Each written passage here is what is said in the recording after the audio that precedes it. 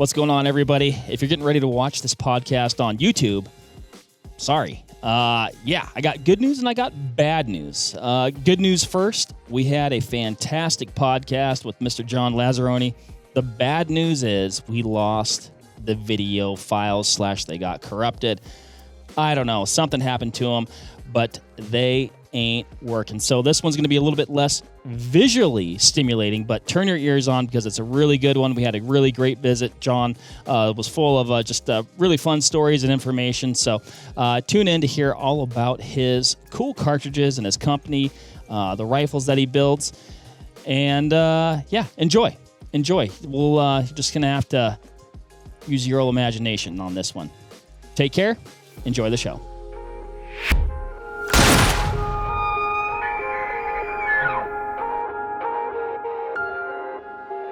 What is up, everybody? Mark on the mic, my good friend, Mr. Ryan Muckenhern to my right, and our new friend, Mr. John Lazzeroni from Lazzeroni Arms, all the way from the great state of Arizona, but fellow Wisconsinite. And John, this is so cool. We appreciate you coming all the way out here to visit with us. The catalyst for this podcast was a previous podcast where we had done, Ryan and I had done, I guess I'd say, what appears to be a cursory conversation about your fantastic cartridges. We had reached out to you, gotten a few cartridges, made contact. We did that podcast, and then you reached out. You said, "Well, why don't I come on out? I can show you some new cool stuff. Maybe fill in a few gaps. Maybe a couple things that I got wrong, Ryan." And here we are. This has been a really good day, people. It's been an absolute delight, John. We can't thank you enough for coming out. I'm going to say a couple things here, like kind of some foreshadowing type stuff, and then we're going to let John talk, and we're going to go back into some of the history of Lazzeroni Arms, the development of these cartridges, like I said, some new stuff that we have today. But I'm going to say two things. This morning, John, I shot the largest cartridge that I've ever shot. And I also shot the fastest cartridge that I've ever shot. I've never shot a 375, 300 grain bullet in excess of 3,000 feet per second. And I certainly have never eclipsed 4,000 feet per second with anything. So thank you for that. Very welcome. There's my long intro, Ryan. That was a good intro. Yeah, we got to set the stage a little bit. Yeah. John, let's dive into some history here. Number one, like you said, you're from Wisconsin, so let's talk a little bit about that. And I do want to talk about how you ended up in Arizona. Okay. Well, we'll start out with Wisconsin. I was born at Elkhorn Hospital. We lived in a house south of Walworth. And when I was growing up, it was pretty common for my father and the neighbors on a Sunday afternoon, we'd sit out in the lawn chairs in the front yard, and they'd be drinking a beer or two, and shotgun sitting on the ground, and those pesky old starlings come along, and they'd land in a tree, and my father or the neighbor, one of them grab up, boom, shoot the starling out of the tree. Shoot the starling out of the tree. So we always had guns in our home. It was normal back then. We're talking about the late 50s, early 60s. It was normal. We all had a gun cabinet. It was that kind of thing. I got to be 9 years old, and my father sent me down the lane with a shotgun during pheasant season. And I walked down this old airstrip into a soil bank area. Up jumped a big old cock pheasant making all the noise, and I pulled up and boom, shot him out of the sky and brought him home. First animal at 9 years old. So I grew up hunting. It's part of our culture, especially here in Wisconsin. Oh, yeah. Yep.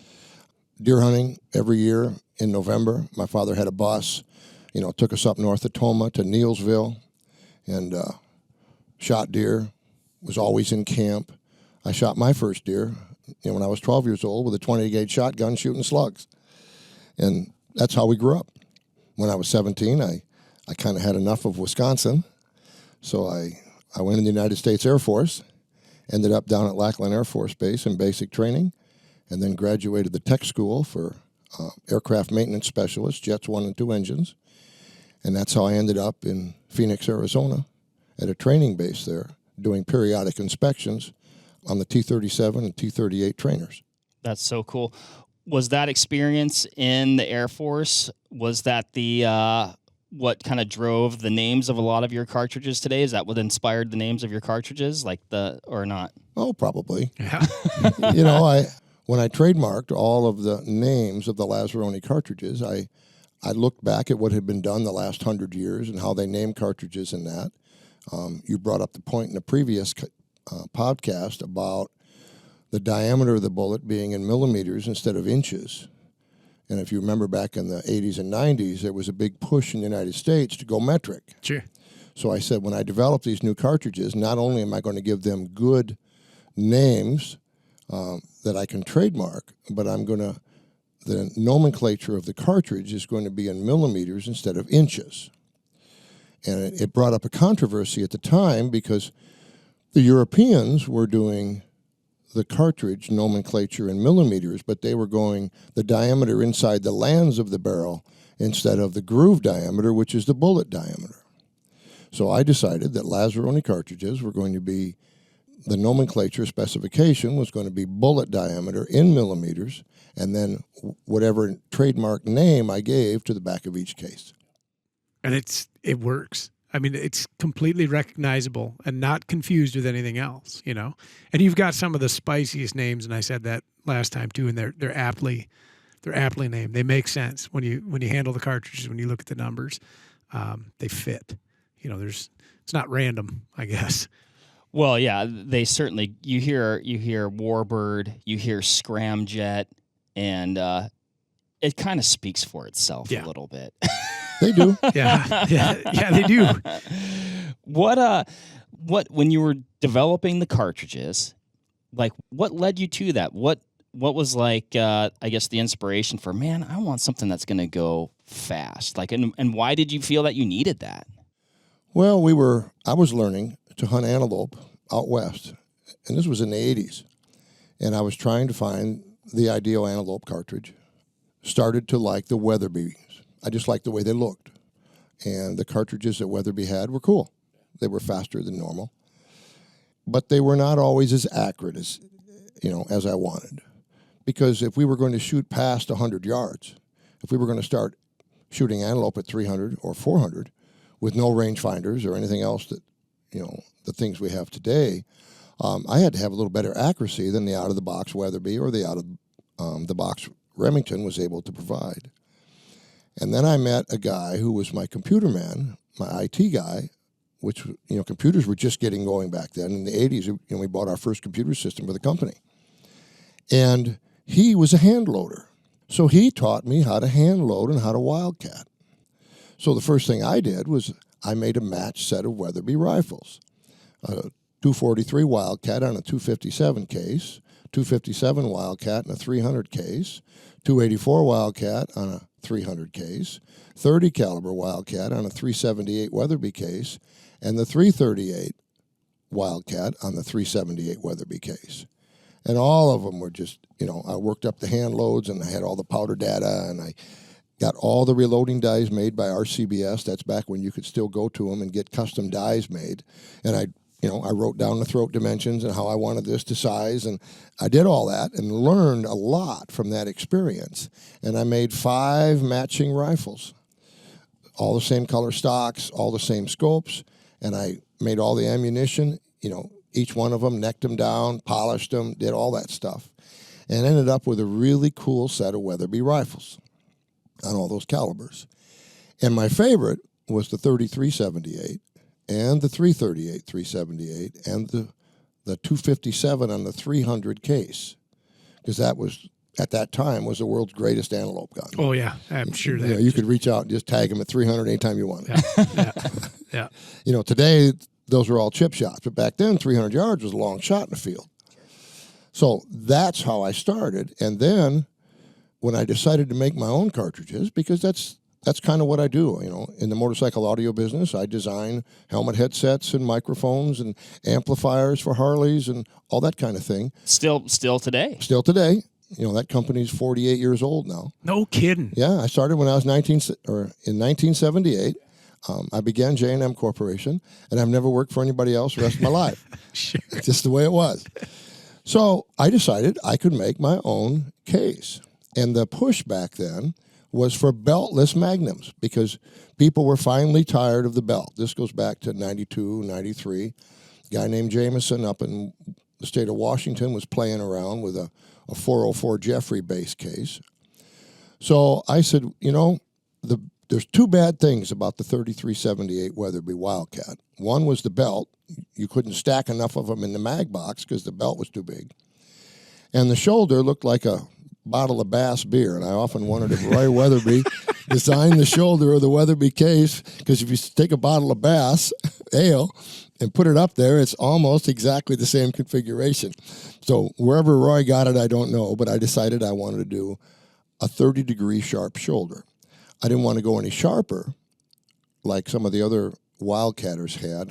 I'm digging for names. P.O. Ackley. P.O. Ackley. Yes, That's he did the 40-degree, Yeah. the sharper one. So I decided on something we could make, which was the 30-degree sharp shoulder. So the big Lazzeroni case, which is now 99% of what we sell, whether it's 7mm all the way up to, to 475, that case is basically the 378 Weatherby case with the belt knocked off, 20 thousandths taper from front to back, and a 30-degree sharp shoulder on the front. And I shortened it up just slightly so I could get the bullet in there and get him down in the mag box of a Remington 700. So that's how it started. Gotcha.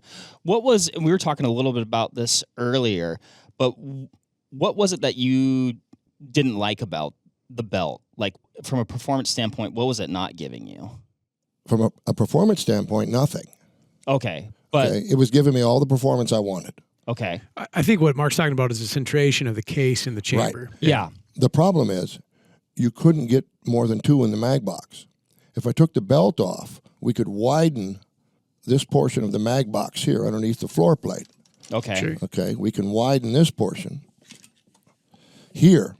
And now we can stagger 3 cartridges in the mag box instead of the 2 in the mag box like the Weatherbys.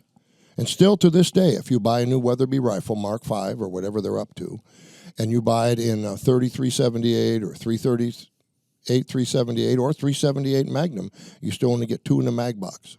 Interesting. Yeah.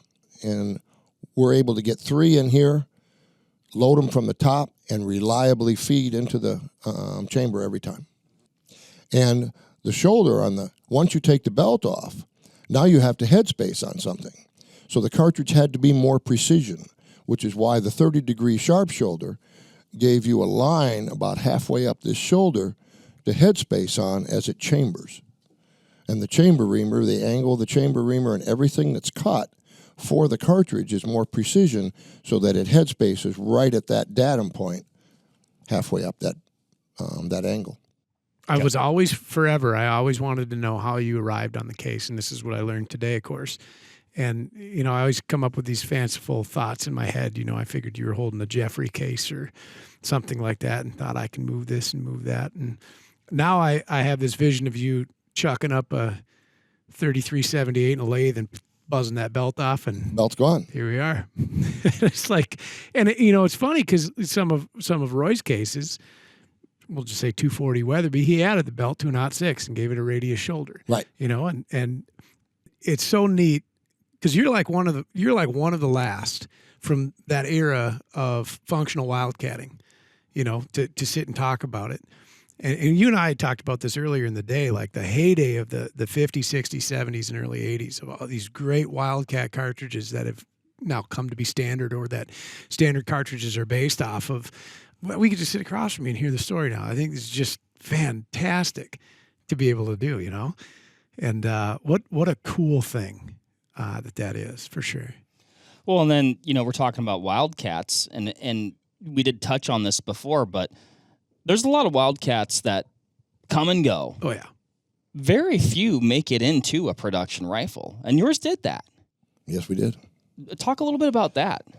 Well, Seiko, before it was purchased by Beretta, they were bringing in rifles from Sweden that were chambered in the 3378 Weatherby, and were also chambered in the 338 Lapua, and a couple other big cartridges that were not considered, USA normal. The nice thing about them is, as we talked about earlier, they all used a 580 case head max, which was 576 nominal. And the number 14 shell holder from our CBS fit the case and all the little pieces of the puzzle so that the customer could not only buy factory ammo, but he could buy brass, hand load his own ammunition, all the pieces of the puzzle fit together, and he could do that. So you had an existent platform that you didn't have to modify. Perfect solution. So I got a hold of the importer from Seiko back east, and I said, hey, I'd like to make a run of these in our 7.82 Warbird caliber.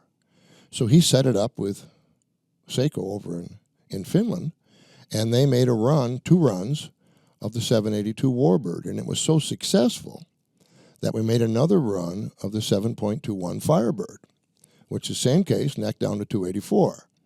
And the reason I made that case after the Warbird and the Titan, which is the 338 version, was because Remington had started to see how popular Lazzeroni was becoming. So they made the 7mm Remington Ultra Mag and the 300 Remington Ultra Mag. Well, the Warbird had no problem outrunning the 300 Ultra Mag, just as it does today. But I didn't have a 7mm that would outrun the 7mm Rum. Well, neck down the Warbird case and blew by it we did. Yeah. Yeah. Fix that problem. Yeah. Do you know how many of those rifles were produced? Seiko's, the 30s, the Warbirds, I think about 1,000. So they're that rare. And there were 500 of the Firebird. And they went into Canada as well as the United States. That's back when we could ship rifles to Canada and ammunition to Canada without a lot of hassle. And then I even got the license from the Canadian munitions people, the government, to be able to export the Lazzeroni ammunition to Canada. And we would do a whole pallet full on the ground and ship it up to Canada. Can't do that anymore, but that's how those rifles got distributed. Sales were a little bit off and on. Some of the Seiko distributors didn't want to say that they had the Lazzeroni caliber chambering in the Seikos because they didn't have any to sell to the dealer they were visiting. So we had a few marketing stutters, okay? And we weren't able to maximize the demand that was out there for the cartridges, okay? What helped me after the original brass company, Bell Brass, Jim and Jay Bell, they did a great job in the 90s with our brass. But they moved on, went out of business and did something else. And when I went to Nebraska, and I met a great man named Steve Hornady. Just a jewel of a man. Yes, he is. And I sat down with him in his office, and I said, I need some brass. And he fired up his team, and they made us 150,000 rounds of brass in the Warbird, the Firebird, the 8.59 Titan, the 338 Titan, the 9.53 Saturn, and it's the most consistent brass we'd ever gotten. So Steve Hornady really bailed us out when we needed brass. Well, then Beretta came along and bought Seiko, and they weren't interested in continuing the Seiko TRGS. In fact, they canceled it. They threw all the mag boxes away, and now people can't even get magazine box replacements for the TRGS rifles. Which is a nice gun, nice, interesting sporting rifle, and you could get it. It was one of the first hunting guns, if you will, that you could find in 338 Lapua, if not the first. Yes, it was. And they're a classy rifle. They're well configured. They're not overly heavy. And really an interesting gun, and it was kind of a shame to see him go.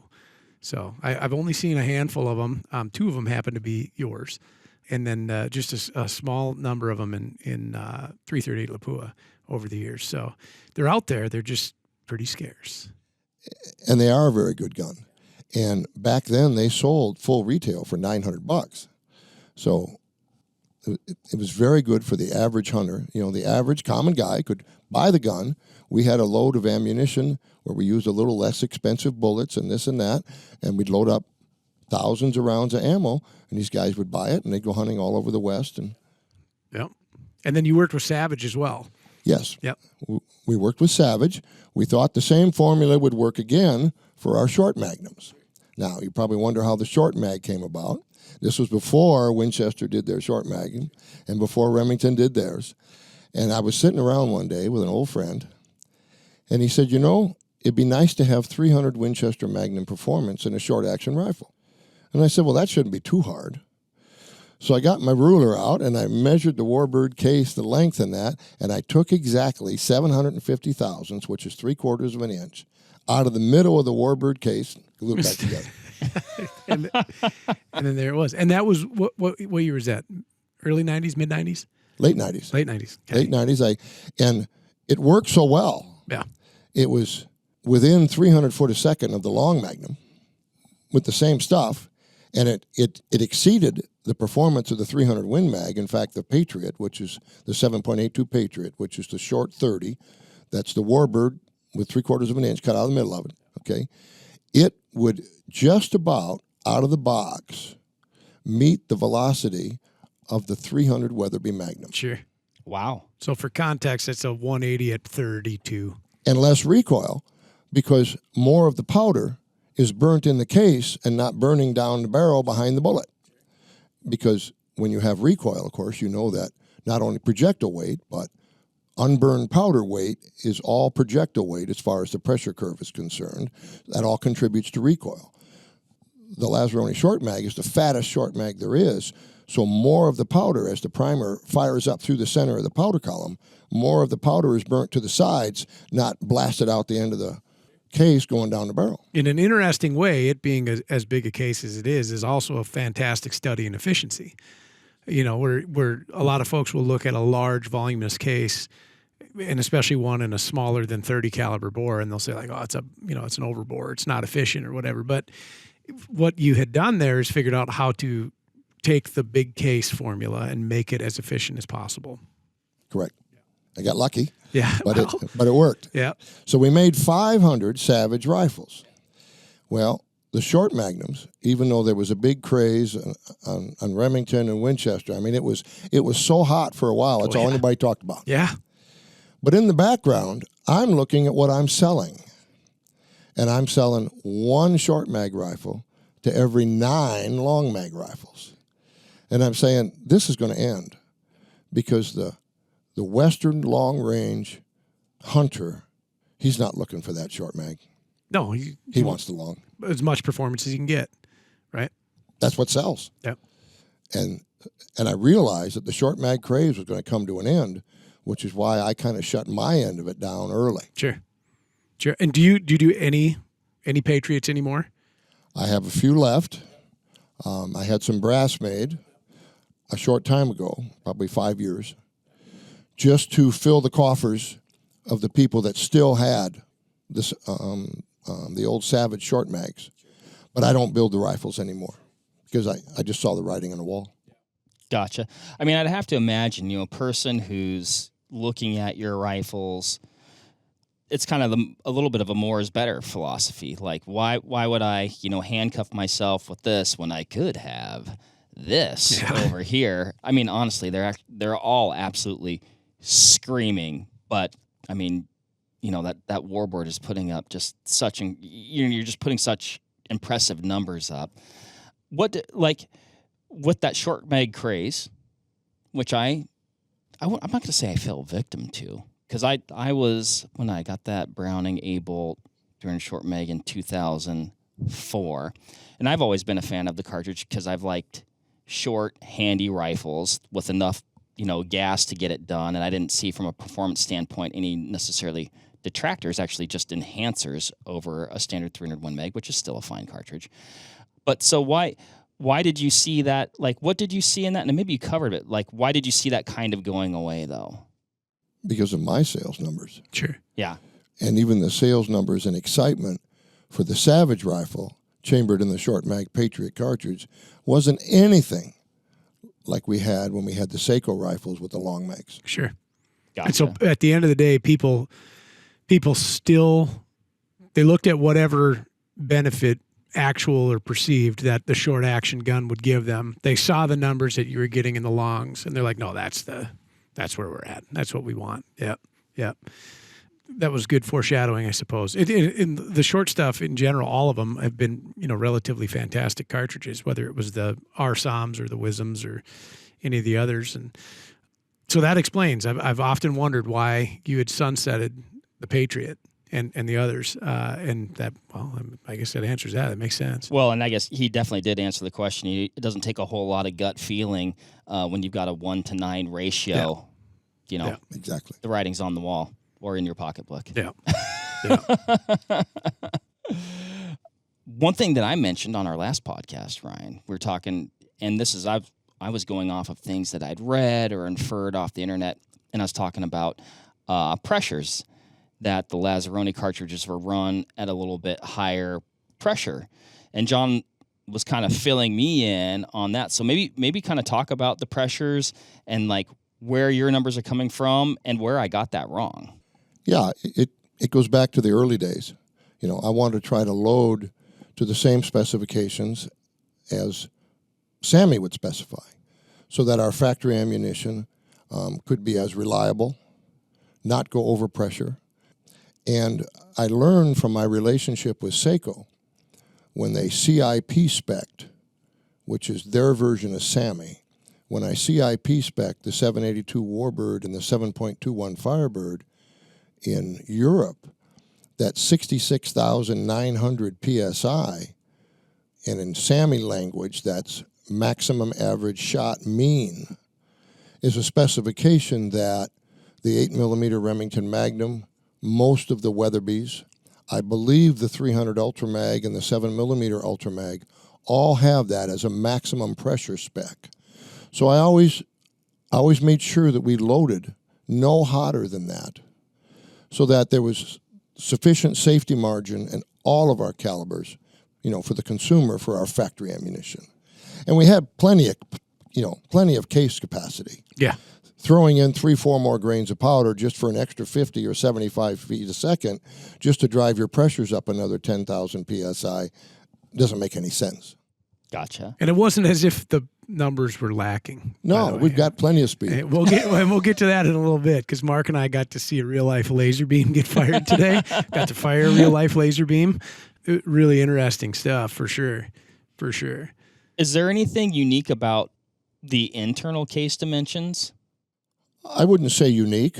If you cut in half a 378 Weatherby case that Norma makes, and you cut in half one of the Warbird cases that Hornady made for me, Steve Hornady, the wall thickness at the bases and the curvature, the angles, it's all pretty similar. Okay. You need a certain amount of brass, especially in this area, and that's why I'm not real fond of rebated rims. When you rebate the rim of a case, if you rebate it too much, you cut down the amount of brass in this area between the rim and the back of the case, and you start compressing that primer pocket in that area. Now, in defense of Remington on their 300 Rem Mag and their 7mm ROM, they didn't do it too much, but it's still rebated, okay? So back to your question on those cases and the rebated rims, you brought up a point today. There was another company, RCC Brass, made you some brass that had real thick sidewalls and bottom pieces in the web area that was too thick, and it took away your case capacity. It did, yeah. The potential ancillary benefit is builds pressure.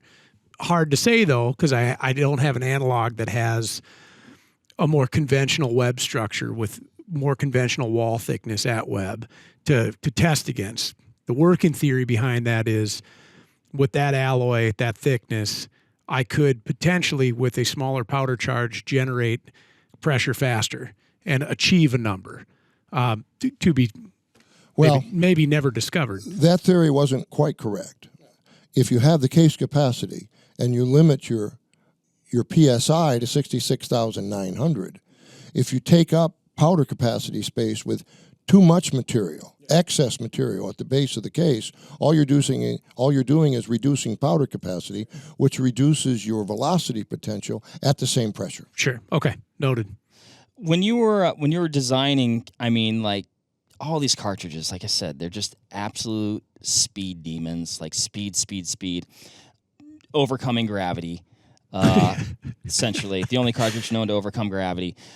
How did that? I mean, we didn't have rangefinders back then.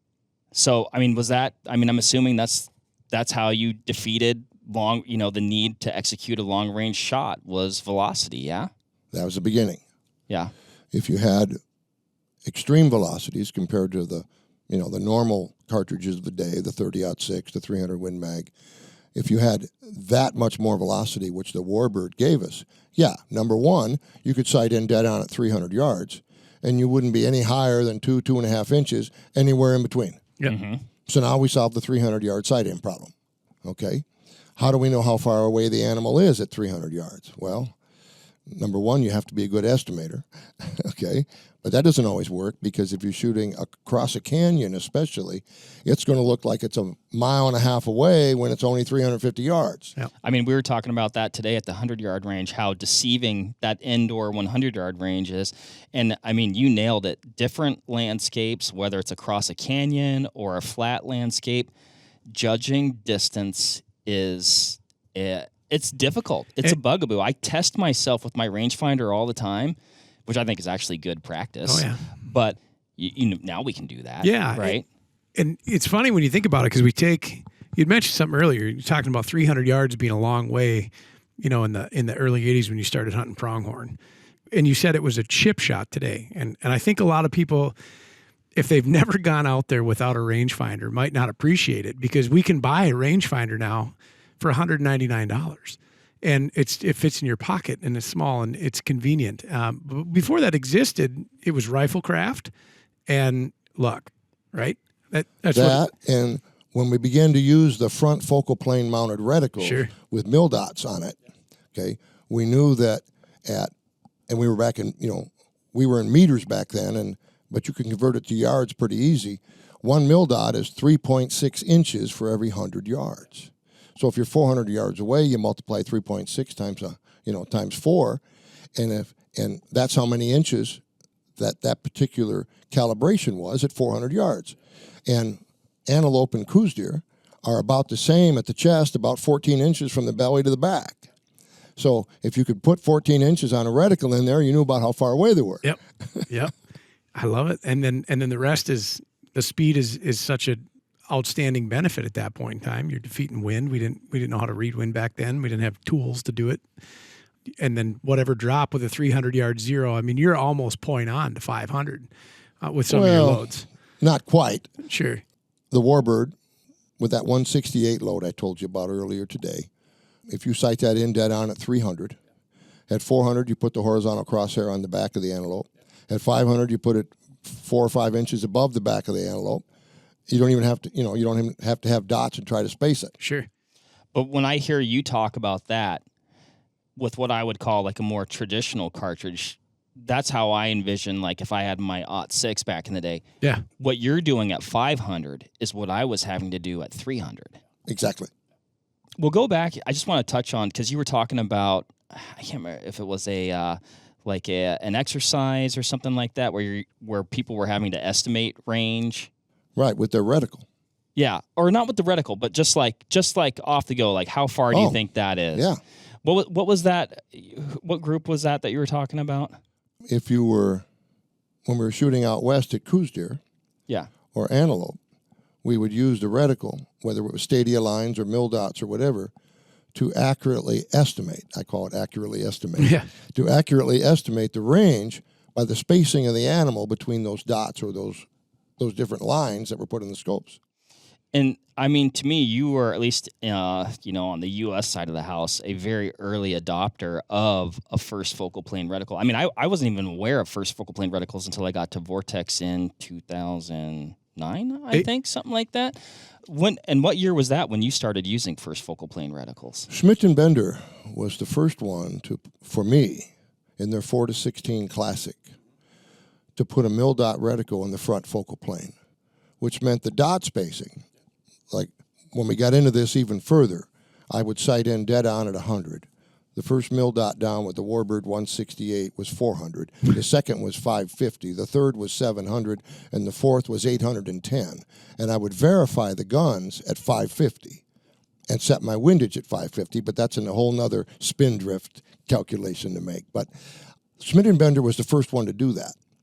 And it took me forever to try to convince all these different people that were big-name scopes in those days to move the reticle to the front focal plane. And their argument was the customer didn't like them because when they turned the power up, the reticle got too big. And I said, but if we're going to use reticles for holdover, if it's not in the front focal plane, it's only accurate at one range, at one power range. And the dials back then that just started to come out in the late 90s and early 2000s on something besides a target scope, okay, the dials didn't track very well.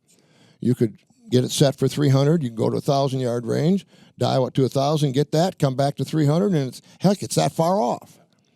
So it was tough to get through that, and that's why throughout the late 90s and all the way through about 2008, I didn't want anything to do with a dial. I was perfectly happy with my milled out reticle, front focal plane, holdover out to 810, and it worked. And they were also on the windage line, which I'm sure we'll get to in a moment, to tell you about wind drift. And that was just out of sheer reliability. You needed it to work every time. Every time. Yeah. Never had to mess with the scope, didn't turn a dial, nothing. Just, there were my dots. I had them all sighted in before I went hunting, and that's what I shot. Well, I'm sure the more you use that system, like I'm a dialer these days. Like if I'm going to shoot a long-range shot, I'm going to dial my elevation. And a lot of people, and we have reticles that are great for holding. They're built for holding. A lot of people are doing both, depending on the scenario, the target engagement and what have you there. But I'm sure the more you use that system, you get familiar with it. I mean, no question, you're gaining some speed there. Oh, on target? Yeah. Oh, it was deadly. Yeah. And when we first got a good rangefinder, which is that Swarovski you're sitting there. What vintage was this? I think I bought that, if my memory serves me right, in 94 or 95. It was some of the first ones that came into the country. And that rangefinder is actually in meters, not yards, which is why I started in my 90s. I didn't calculate anything in yards. Even the scopes were in centimeters like this one. Everything in my head was meters and the metric system, and that rangefinder I carried for almost a decade. A little heavy. This is why you're such a stout individual, because you've been carrying around this. I'm gonna guesstimate that at 27 to 28 ounces. It's probably 2 hefty. pounds. Yeah, it's probably 32 ounces. It's big, and there's that no was batteries in it. That was state of the art. There was nothing like that. I paid $3,200 for that rangefinder in the middle 90s. Yeah. And it was the first time we could accurately range a rock or the side of a mountain. It won't range an antelope at 1,000 meters. It'll go out to about 600 or 700. But we could reflectively range, handheld, 1,000 meters off a big rock or a big tree or whatever. Yeah. It's the first time we could do it. What did that do for like you as an individual, the way you had been doing things the whole time? What did that do for you? Well, it took away that calculated range estimation.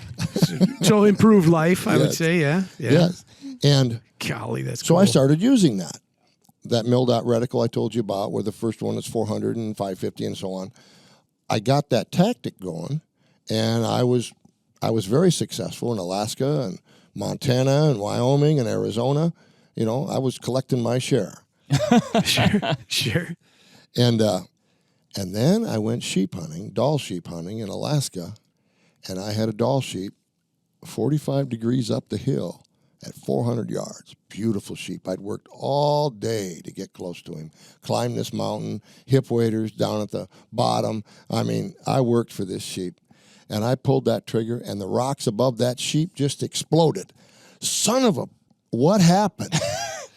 Man, I ran the bolt, held down at the bottom of the belly, boom, killed the sheep. Because he's stupid enough to stand there long enough for me to get a second shot off. And that's when I learned about angle. And about, that rangefinder's great, but all that matters in the field is the horizontal distance to the animal. The actual distance is immaterial.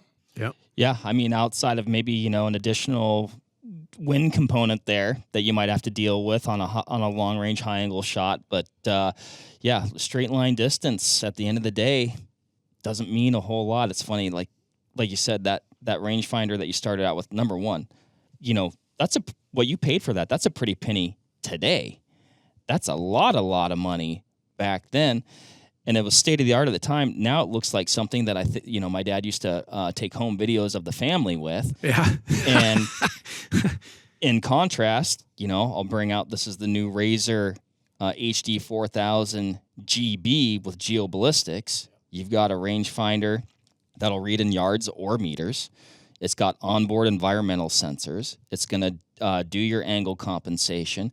It's got an onboard ballistic solver that pairs with an app to your phone, and so it's just crazy. I mean, how far we've come in a relatively short amount of time. One of the first rangefinders I was exposed to was the Leica R900 that looked like the VHS tape. Yeah. And I mean, that thing was slicker than snot. I mean, it would pull a target like that, but it was huge. I mean, it was bigger than a box of ammo. And, and then they started getting smaller and smaller and more adept and more adept. And that wasn't that long ago. I mean, this was, would you say 93, 94 for this 95. one? Yep, 95. Yep.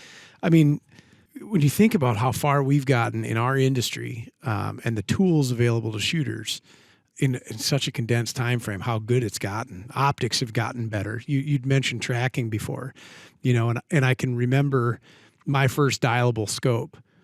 And a lot of that was I was in my infancy as a shooter, and maybe I wasn't doing things the right way, but it was the run down, run back up, run down. Okay, it was close-ish, re-zero, and now the expectation for the shooter is, and whether, you're going to get a good product kind of regardless of whose optic you're buying these days, but you expect it to track to the click when you're doing it. And, I really appreciate what you had been doing with reticles and understanding that first focal plane was advantageous for you because maybe you didn't want to be on 20x. Maybe you needed to be on 14x because it was dark, but you still needed your holdover data spot on. And these are trials that you had to go through probably a decade before anybody ever started thinking about them in the context that we do now today.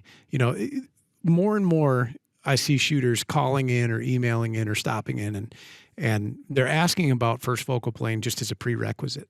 And it's become, I'm not going to say the flavor of the week because it's very popular, but it's becoming standardized. You were doing it before anybody on the U.S. side of the house had even considered integrating first focal plane technology in. And that was through trial and error, pulling triggers, missing, and figuring out ways to hit them. And, and when you look at your cartridge technology and what you were doing, same story. You had a problem you had to solve. You were doing it ahead of any of the conventional folks doing that and coming up with meaningful solutions to do it. And I just love it. Yeah, I'm gonna start ranting, Mark. You got to. No. I mean, it just an absolute, in my opinion, and I'm not trying to blow smoke here, but a pioneer in the space. I didn't see, and I've been into hunting and shooting my whole life, predominantly hunting, but I didn't see somebody dial a scope until probably 2005. Sure. And when I saw him doing that, I was like, are you nuts? Yeah. Are you nuts? Are you a crazy person? Yeah. I'm like, I got a 0 on this scope. It goes to 10 power. That's pretty cool. And no more touchy. Yeah. Yeah. And of course now, things has changed and I'll turn them things up and down all I want. And like you said, they're accurate and they track true now. And I mean, you did say there's a lot of manufacturers out there that make fantastic scopes, but you do have to reach a certain point before you're going to get that reliability, in my opinion. Sure. It's not all. Agreed. Yeah. I mean, yes. But our expectations as consumers now, if you're buying an optic that has a functionality like that, you expect it to. Yeah. Yeah. Yeah. And another point on the front focal plane reticles. Yeah. I've been shooting at the 1,000-yard range at 3 points since the late 90s. We shoot the second Saturday of every month, and we still shoot the second Saturday of every month. And I take all the Lazzeroni rifles to the 1,000-yard range for verification on the drop dials now. But I just used to do it with the holdovers and the other things we used to do. And the biggest reason I feel that the front focal plane mount reticle is still very important is because wind. Sure. Even at 1,000 yards, even with a match gun, okay, we generally don't dial the wind. We hold wind because wind's always changing. We'll sit there and shoot one set of targets, and we'll put it down, and they'll score them, and then the range will go hot again, and we'll put up another set, and all of a sudden the wind flag is moved or it's dropped. So you have to recalculate the hold on that wind. And if you're chasing it with that dial, you'll never catch it because you can't see it.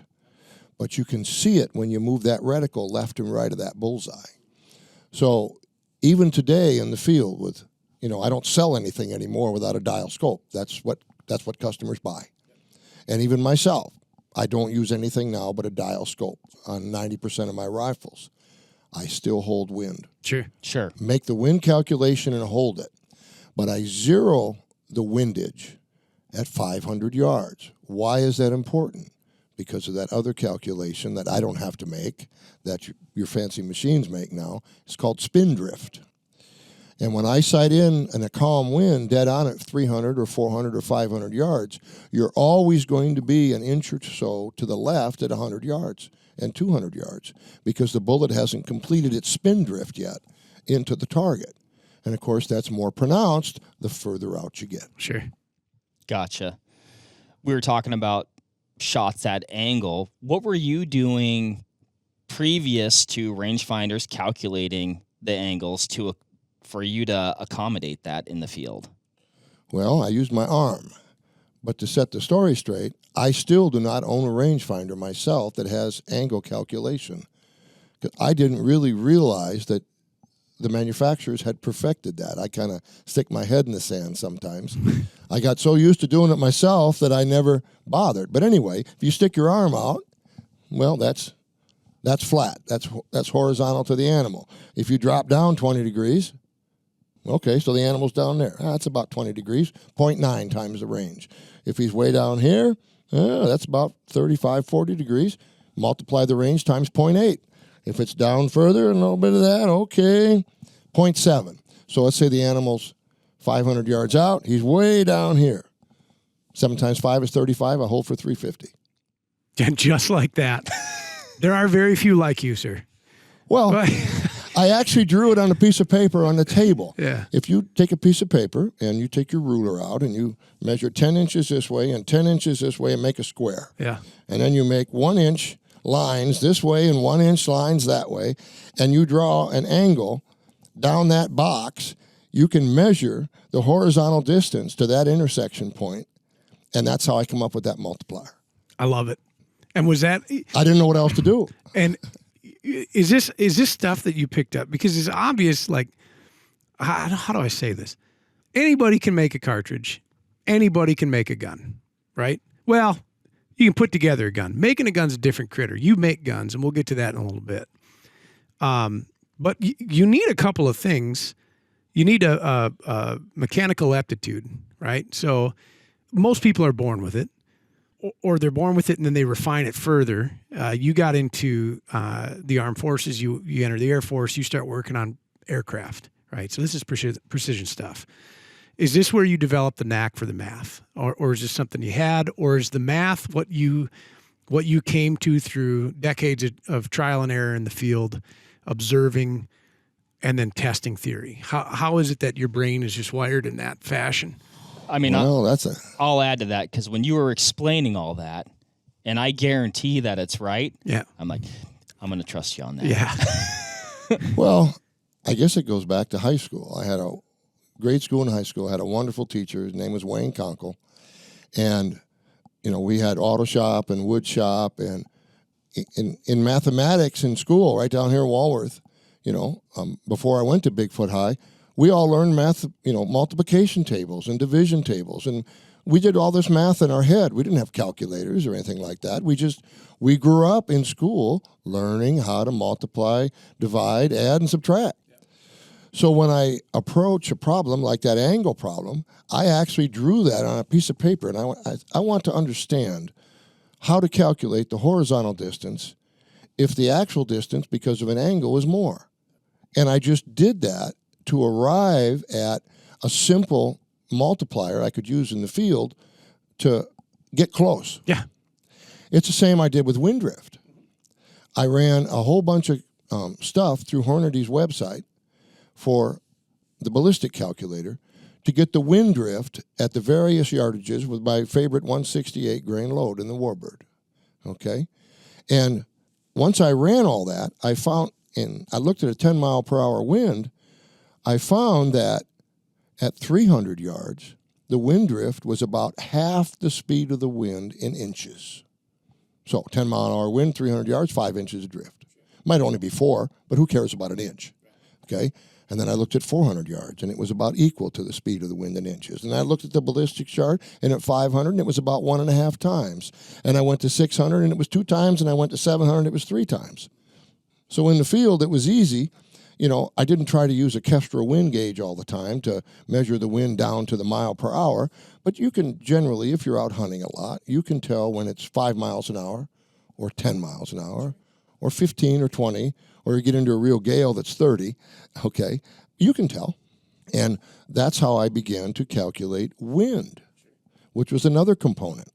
And if your mil-dot reticle is on the horizontal as well as the vertical, now your dot spacing, we're back to 3.8 inches every 100, or 3.6 inches every 100 yards. So if you had a 500-yard shot and you had a 10-mile-an-hour wind, you're going to drift 15 inches. The mil dot's 18 inches. You pull into the wind 1 mil dot and get your elevation correct and squeeze the trigger. Yeah, that's experience speaking. Yeah, that's all it is. I'm not smarter than anybody else. No, I just figured it out. Which is something like I see it in kind of everything that you've done with the cartridges, the bullets, the rifles, the build, the execution of the shot. It's just you went out and did it. And you know, I'm sitting here thinking about myself, and I imagine that if you sat me down at a school desk and you said, figure this, horizontal component distance, I'd get there. Not as quickly and as cleanly as you just described it. I wish I would have had that brain when I was, a 15-year-old. As I told you before, I was an abysmal student. But I think that in some ways, right, wrong, or otherwise, we get so tethered to a device that can just do it for us that we lack the ability to do it when the device isn't present, when the battery dies, when it, you know what I'm saying?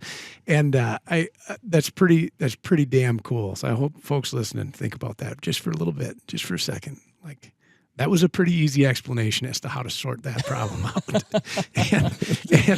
and I'm thinking here, there's equations floating around outer space around my head, and you just took an 8.5 by 11 piece of paper and a ruler and made a square. I love it.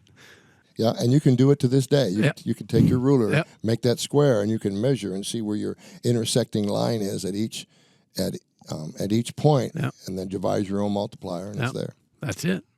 Talking about getting back into the cases or the cartridges, we've talked about the cases a little bit, but I want to talk about the bullets because you have some unique things going on with the bullets, and also, I guess, the original diameter and the finished diameter. So what's going on there, John? Well, back when we started to use Barnes bullets for our unleaded loads and pushing the velocity, it started with the 130 grain in the 30 caliber. The all copper or all bronze or whatever metal they're going to use, they don't squish going down the barrel like a jacketed lead bullet does. A jacketed lead bullet's soft, and it conforms itself to that barrel much easier. So when I started putting the Barnes bullets into the barrels, the pressures would spike. You couldn't hardly get anywhere near the velocity that a standard jacketed lead bullet that you could get with those. So I had Randy Brooks, who owned Barnes at the time, give me the bullets undersized, 5/10,000ths, and then bring them back to diameter with our nickel Teflon coating so that we'd quit ripping so much copper off in the barrel. Boom, pressures drop, velocities come up, and away we went. And then there's actually an old missile silo in Tucson, and the concrete was so thick, I used to shoot bullets into the side of it and pick them up off the ground. And Naturally. And I could see that the land was going down through those Barnes bullets and really having trouble displacing the copper. So then I got looking at bullets that had a cannular on them, which is a groove cut for the neck, the mouth to crimp into. And I said, well, what if we put 2 or 3 of those around the bullet? So I went to Randy Brooks, and I said, Randy, I want some cannular grooves, but I don't just want 1. I want 3 on the bullet so that when I shoot them, number one, undersize them. 2, put the grooves on. Number 3, put the nickel Teflon on the bullet. I want to try to get it most of the way down the barrel before that Teflon's gone, so we don't rip so much of the copper off inside the barrel to have to clean it. Okay? And I would, back to my missile silo, shooting into the side of that concrete, the bullets fall on the ground, I pick them up, and sure enough, that copper was displacing into the grooves of the bullet. And I gave Randy Brooks, my results, not only for the laser head bullets, but then that allowed him to come out with the whole triple shock line of the Barnes bullets, and that's all history. Yeah. I owe you a lot more than you know, man, because seriously, because I am an unabashed fan of Barnes bullets, and they're like my premier choice. And you read the spark notes on why these grooves are here. You never understand the origin. You never ask, I guess. And here we are. And so the laser head bullet is an all-metal bullet, 50 state legal from Hornady, that we have had made undersized, nickel Teflon coated. They already have the cannelure grooves in them, 1 or 2 or 3, depending on the length of the bullet. And that's where the laser head bullets come from. Yeah. Gotcha. And we are, to put in a plug for myself, we are going to begin to sell those laser head bullets on the Lazzeroni website as components, so that the normal hand loader can benefit from all the work we've done on the bullets themselves to load into any cartridge they have. And so there's a super interesting thing to take note of. So you've got a coating on the outside of it, right? Coating helps with friction, helps with fouling. Of course, we're not depositing copper so much. Allows you to generate some of those velocities that you're able to pick up, keeping that bullet intact and moving. Again, undersized. So intentionally, you're ordering these bullets custom, and then they're built up to the correct diameter. So think about that for a second, if you will, about just the cognitive thought put into that projectile to make it work in a system like this. So here's a question for you. Let's say somebody doesn't have a Warbird. Let's say somebody has a 300 WISM, a 300 Win Mag. Will they see a benefit running a laser head projectile in their rifle? Maybe a slight uptick in muzzle velocity, less barrel fouling. Is that something that, even if they're not running a Lazzeroni cartridge, they could buy your component bullet and realize a gain? No. No, you don't think so? Okay. No. Ballistically, it's going to be the same, because it's the same diameter as a standard jacketed lead type bullet. Okay. What they're going to see with lubrication, what lubrication gives you on the bullet, is the bullet travels down the first few inches of the barrel faster. Expansion chamber opens up faster. Now you can cut back to a faster powder to achieve the same velocity at the same pressure as you would with a slower powder with an uncoated bullet. What does that give you? Narrower shot-to-shot variations in both pressure and velocity. The standard deviation that you were talking about today. That's the benefit you're going to get. A 30-06 is going to run a 165 grain bullet generally at this speed, at this pressure, regardless of the brand. Except if you get one, like we talked about, where the Barnes has more friction because it's ripping the copper off the sides. Other than that, pretty much all 165 grain bullets are going to shoot within that parameter. Gotcha. So even in your cartridges, that's the benefit of having that coating on there? The benefit of having the coating on there is, yes, to less friction to the unleaded bullets. Jacketed lead bullets are no problem. Sure, because they'll move out of the way when they need to. Right, they'll squish going down the barrel. Yeah. I coat the 160H just because it gives me more. Sure. Okay, but the laser heads are very important to coat because they're unleaded and they don't conform to that barrel as easily. So you need to cut some of that friction. Sure. Gotcha. Can we talk about the ammo a little bit?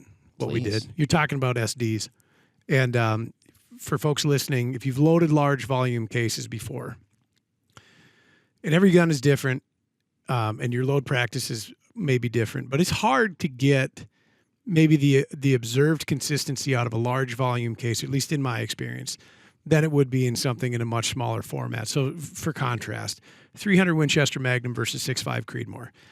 I have run this cycle enough times personally to say I'm likely, if I go to my load bench, to throw a load as judiciously and carefully as I can, do my development cycle as thorough as I can, I'm likely to observe a smaller SD out of my smaller format case. It's just a little bit easier to control.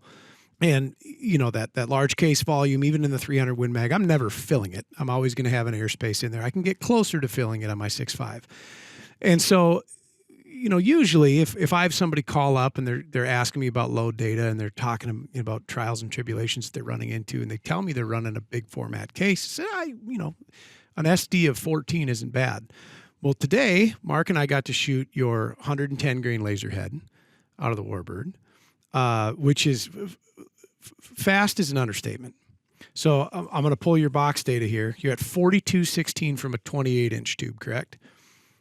We hit, with velocity correction, we figured about 30 feet per second per inch. Exactly that. We were over $4,000. We had an SD of 4. Over 4,000 feet per second. An SD of 4.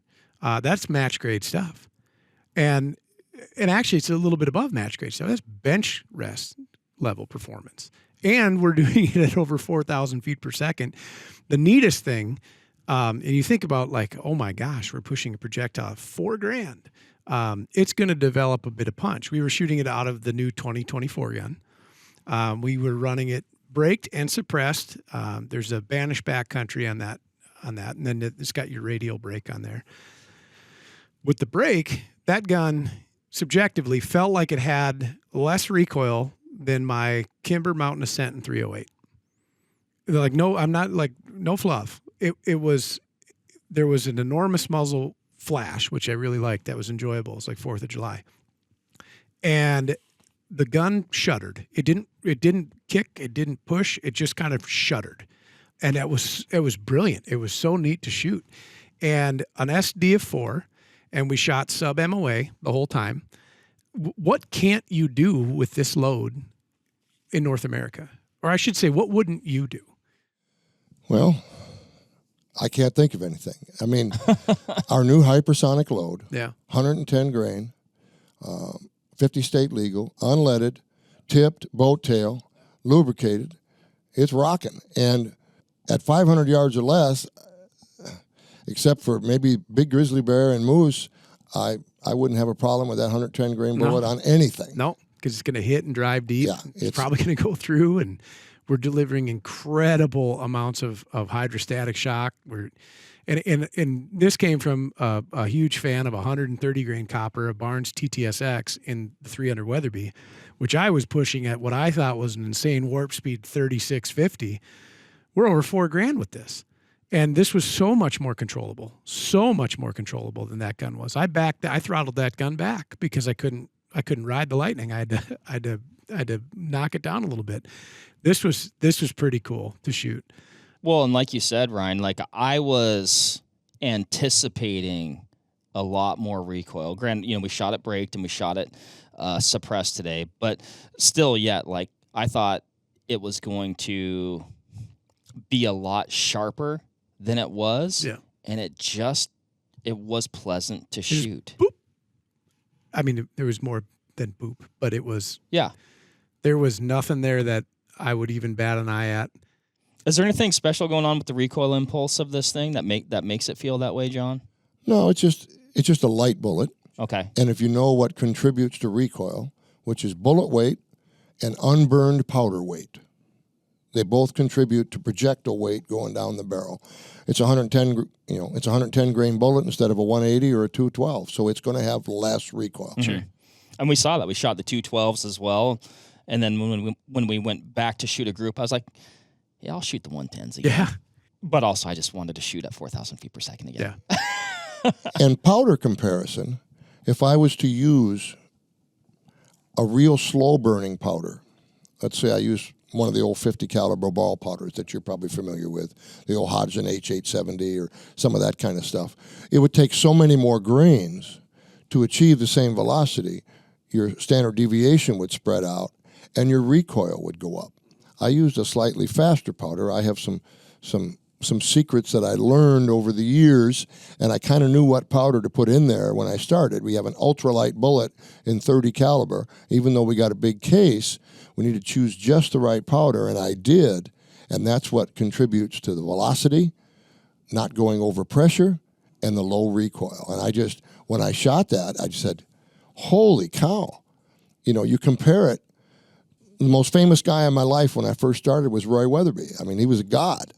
And when you take a 110 grain bullet in the 257 Weatherby Magnum and you spit it out at 3,400 feet a second, and you take a 110 grain unleaded bullet, put it in the Warbird with almost identical BC on the bullet, and put it out at 4,100 or 4,200 depending on your bullet length, holy cow.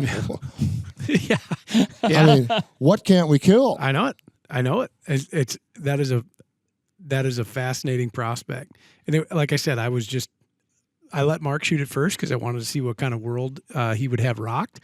And I said, that was a little bit of a no after you sort of scenario. Correct. I shoot a lot. I've got an irreparable flinch. And it was absolutely delightful. Now, the 375, on the other hand, is a spicy gun. You want to know that you're shooting a very powerful rifle. I've got a couple more questions before we jump to the 375. All right. So we were talking about coatings on the bullets, and then we were talking about your new rifle here. So I want to talk a little bit about the new rifle and actually some of the ways you're using coatings on the components of the rifle as well. Yes. So what's the name of this rifle, and give us the rundown on it, John? That's the new Lazzeroni Model 2024 CSTZ. Standard Model 2024 receiver, carbon fiber barrel, magnesium stock. They call it a chassis now. They don't call them stocks anymore. They call them chassis. It's a chassis build. And when we metal finish all the components of that rifle, we figured out by trial and error how to get the nickel Teflon to adhere to the carbon fiber, which is what gives it that pattern on the barrel. I thought it was pretty cool. Yeah. Yeah, I thought it was, and that's the same finish that we use on the bullets, on the magazine box, and a lot of the screws to put the rifle together. As I told you before, in my younger years, I was kind of clumsy. I did a lot of hunting up north slope of the Brooks Range in Alaska. And I'm always falling in a creek or something and getting the gun wet, the ammo's wet, you know. And the first time I went there with a wood-stocked rifle that was blued. And by the time I got out of there, the rifle was a wreck, okay? And these types of rifles here with this metal finish on it and that, you can throw it in the river for 2 days, bring it back out, wash it in the water, and set it back out in the sun to dry, and you're ready to go. So that's how far we've come in that area. But, yeah, the NP3 adheres to that carbon fiber, and it gives it a very distinctive look. Oh, it's lovely. It looks like flowing mercury. Just like liquid metal moving. And I thought you had a proprietary carbon blend with an additive to it because we've all seen carbon fiber barrels now, and they get these really interesting and unique patterns on there. But that is, it pops, and to see it in real life, I think is going to look a little bit different than in the camera. But it's lovely gun. So that's what the shooter is buying today. The younger shooter today that's getting into long-range shooting for the first time, he wants to go out west. He wants to hunt his favorite animal wherever he's going. That's what he wants to buy.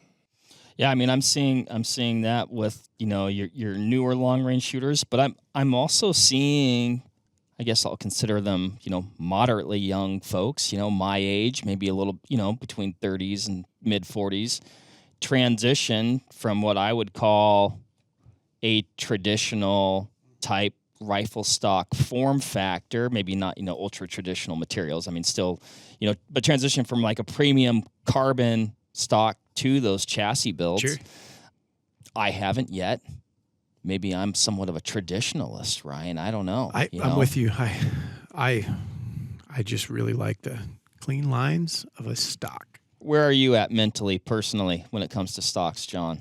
Well, of course I'm traditional. This is the original Lazzeroni stock design. If you fold that stock back, like we talked about earlier today, if you are a pack hunter, one of the advantages of that gun is now you can flip it over without that can on the end of it, and you can drop it right in one of those new backpacks, and away you go. Sure. So that's an advantage there. Me, I've been seeing guys fold them and also strap them to the side of their backpacks lately. But you, John, what do you got? This is the original Lazzeroni stock design. And, of course, I designed it. I'm partial to it. But when I go in the field, I grab this with one hand. You know, it's not in a sling. It's not on my back. It's not in a backpack. It's in my hand. I'm ready to rock. I don't wear earplugs. That's why I don't put a muzzle brake or anything on the end of it. I just like a nice, short 24-inch barrel, classic Lazzeroni lines, model 2024 receiver, and a good scope. And I think it's pretty cool that you have the ability to say a Lazzeroni style stock. And maybe not a lot of people know what that is, but they're wildly distinct.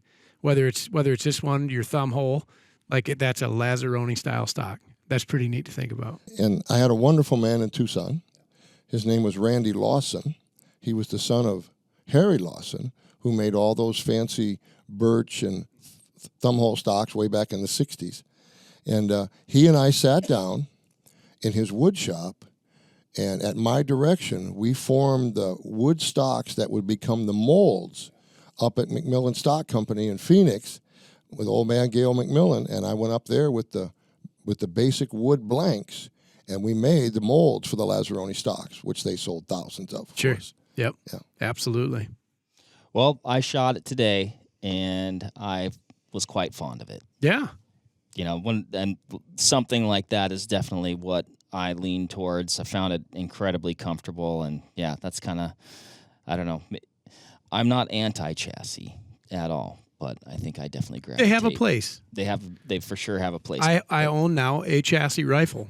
Well, that's not true. I get two, but that's more my flavor. On that stock design, can we talk about the 375 Yes. now? Okay. Mark and I were doing a little bit of shooting with 375 the other day. We shot a fair amount. Yeah. 300 grain bullet, 2450 was the average on the Garmin.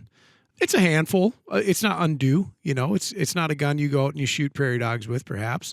Not all day anyway. Talk about your version of that. That's an extra 600 feet per second on top of that. So the first round over the chronograph measured at 3 grand on the nose. And that's a 300 grain projectile. So this is moving. And I asked you, initially I said, I think the meanest gun that I had fired in this caliber diameter anyways, 378 Weatherby. I thought it was really sharp and fast. And you said, yeah, it's a pretty close comparison. And I think that one will do a 300 grainer at about 28.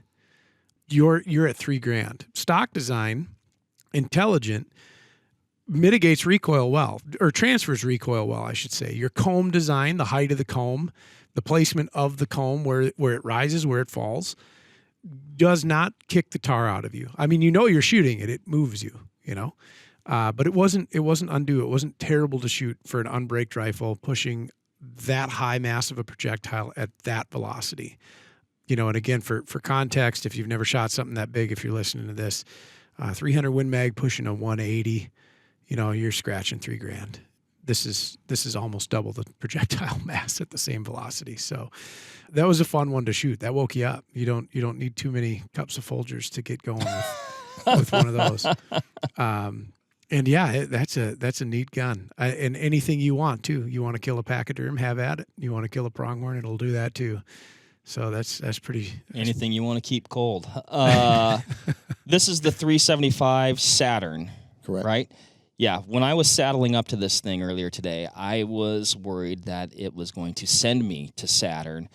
And you definitely knew, don't get me wrong, I knew that I shot it, but it wasn't, the buildup in my head was a little bit more than what I experienced. But this thing is an absolute behemoth, and it's actually mentally, because we shoot a lot of cartridges around here. Yeah. We're testing things, we're chronoing things, doing different projects, crunching numbers, and then I look at this thing and its component build out and what it's doing, and it's just a little bit staggering because it's such an, I'd say, from a performance standpoint, it's such an outlier of what I would normally expect to see.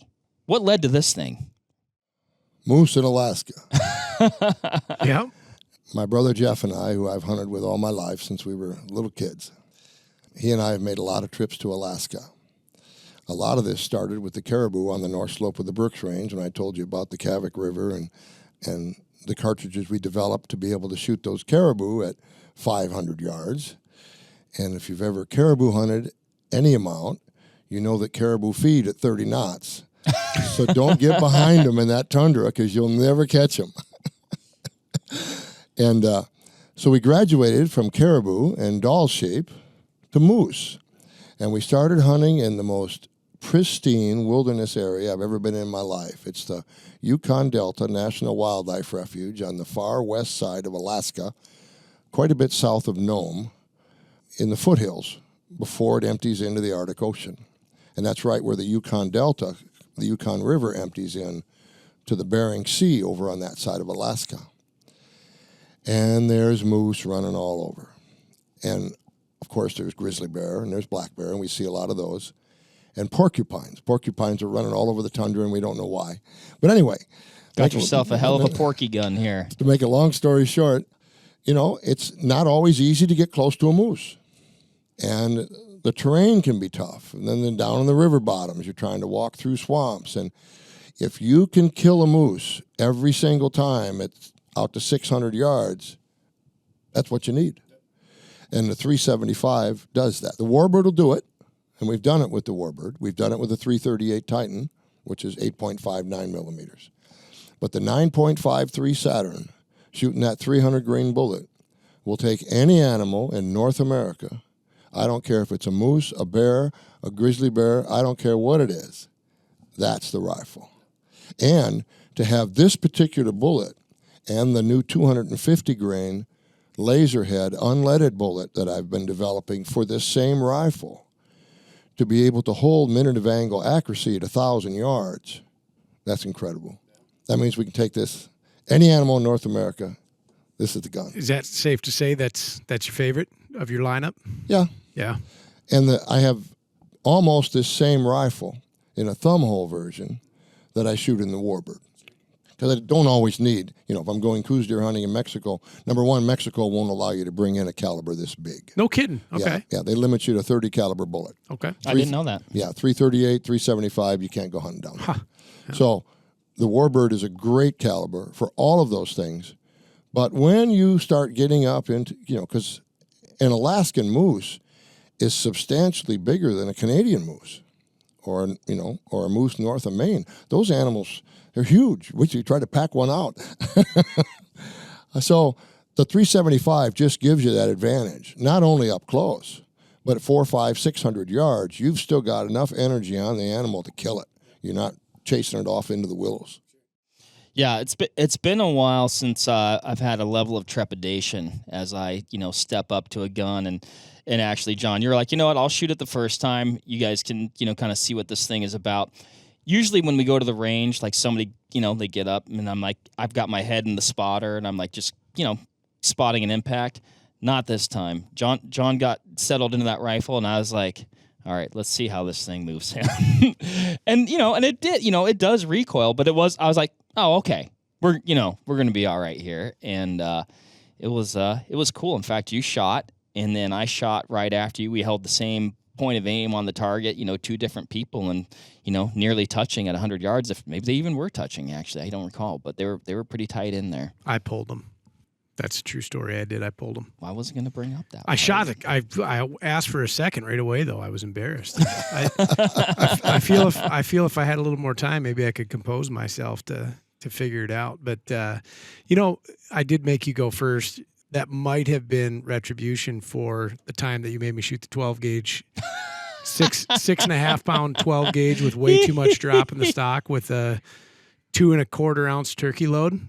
Yeah, there. Now we're even. There, we're good.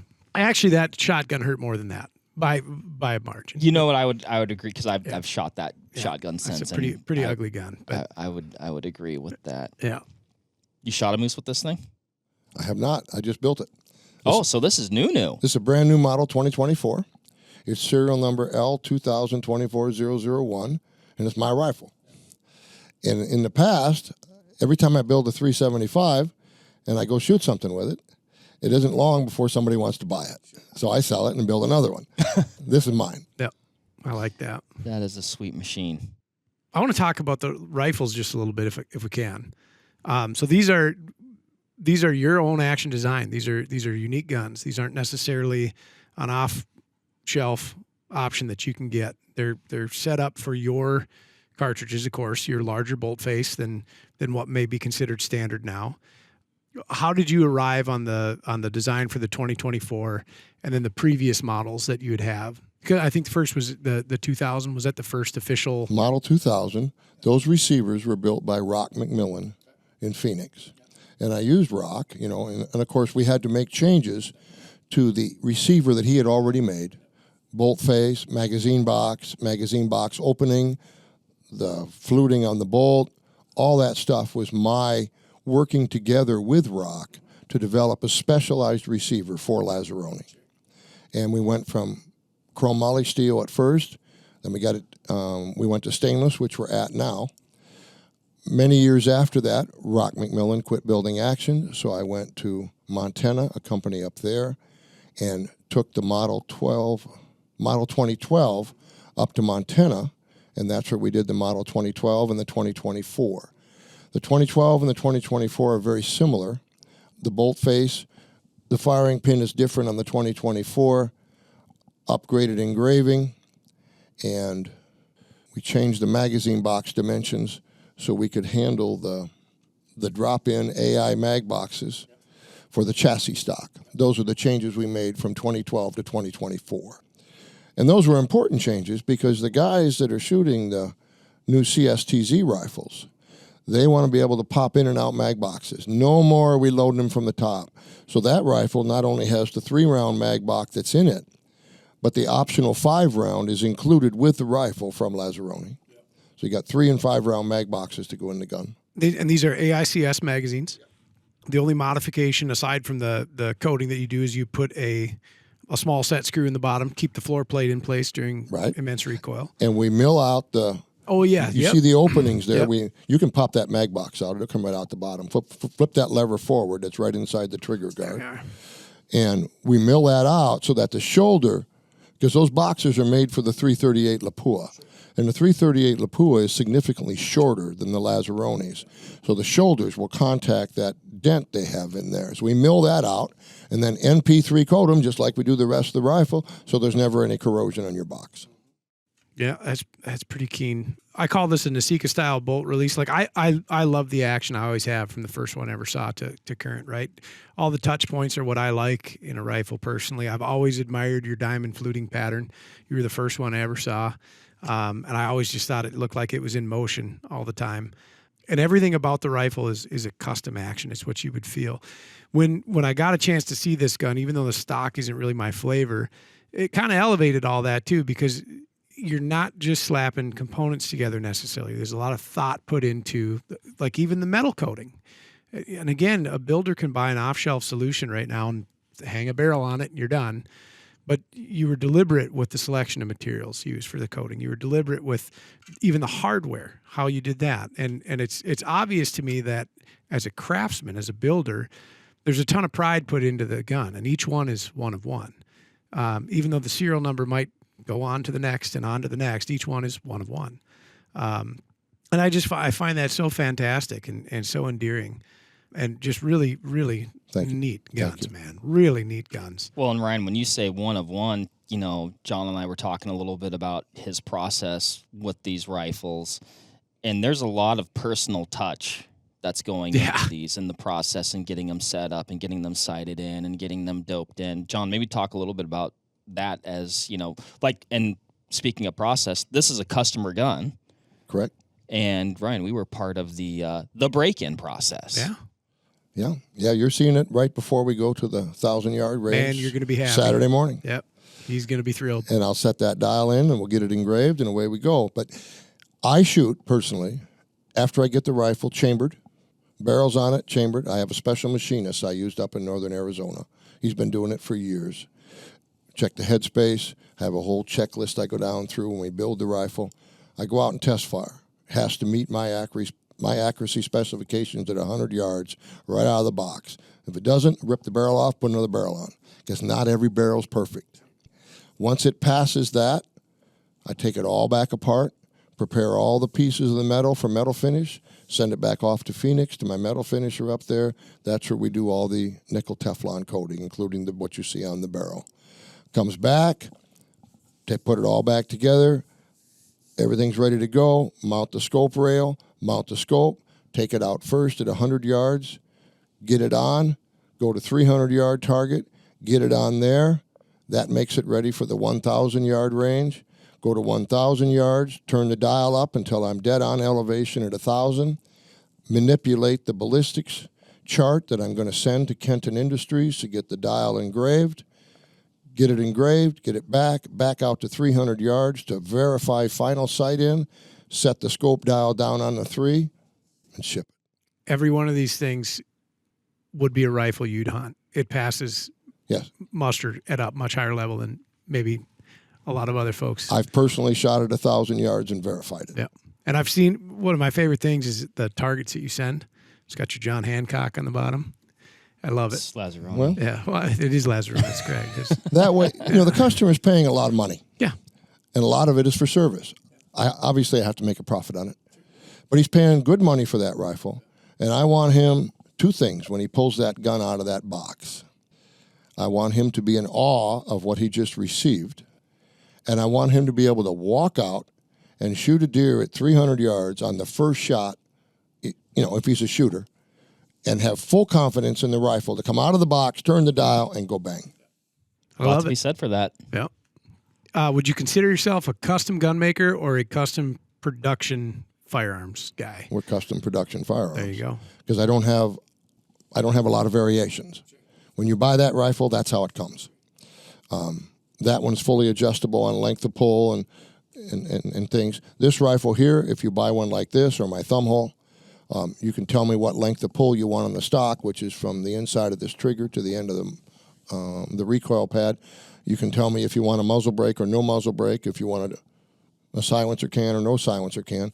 But I don't offer any other options because these are the models I offer. These are the specifications. That's how they come. Yep. And that's fine. I think it's fantastic. I mean, it's an iconic rifle. It's recognizable, and I think that's an important thing because nowadays, things kind of blend. A lot of things look like a lot of other things, and it's an iconic and recognizable rifle, and it's pretty nifty. And many people have come to me in the past. Colonel Craig Boddington, very good friend of mine, very great man. Many people have come to me in the past and said, why don't you chamber in some other caliber besides the Lazzeroni? Because maybe a customer wants to shoot a 300 Win Mag or whatever. And it rolls around in my head, and I come back and I say, how can I build a Lazzeroni rifle that's not chambered in the Lazzeroni caliber? I appreciate. How does that work? Yeah, I appreciate the conviction. I mean, honestly, Yeah, it's a pair. It's not just the performance, I guess. It's not. That stands for itself, right? But it also represents something holistic. Like it has to be the cartridge, it has to be the rifle, and I get it. Mentally, like if I had a pairing like that, like it was a rifle, built by you, but in a non-Lazzeroni cartridge. Somebody's like, oh, you have a Lazzeroni? I'd go, kind of. Yeah, and they would say which one? Well, it has to be that. They're too much of an asterisk. Yeah, it has to be that. No, I appreciate that. That's the thing I'm going to wrestle with is if I get one of these things, what caliber do I get it in? It's like my inclination is to go bigger. Well, it's always been the same argument. And I've had the conversation with customers ever since I started. Do I buy 2 or do I buy 1? If you buy 1, you get the Warbird. If you buy 2, you get the 7mm or the scramjet and 338 or 375. And then you're covered. Because what do you want? I mean, anything. Nothing walking this earth is safe. Yeah. The 375 will take any animal in Africa or the United States or North America, anywhere. It's done. And the smaller calibers, deer, antelope, plains game in Africa, plains game Mexico here. Yeah, it's. Do you see any different cartridges in your future? Lazzeroni cartridges? Not at this time.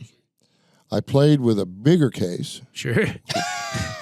Way up in the 505 Gibbs area. Yeah. It was called the Battle Star. It was going to be a 30 caliber, and it was longer, and I was going to open the bolt face and make the receiver a hair bigger, and I said, maybe someday, but what we have right now is so good.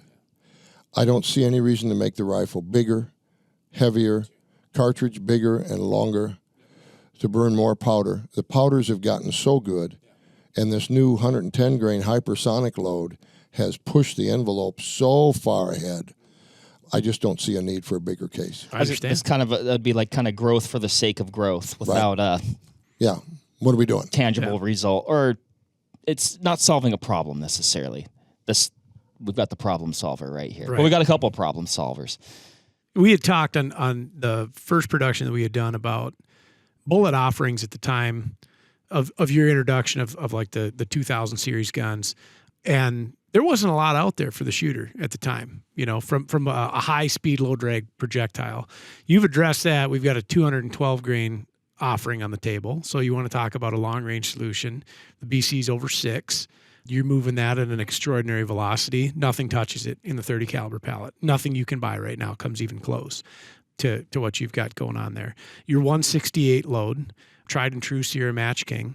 There's spicier bullets, but you were telling me that this is your favorite load. I watched John personally lay down about a half MOA group with it without even trying. I concur. I was there.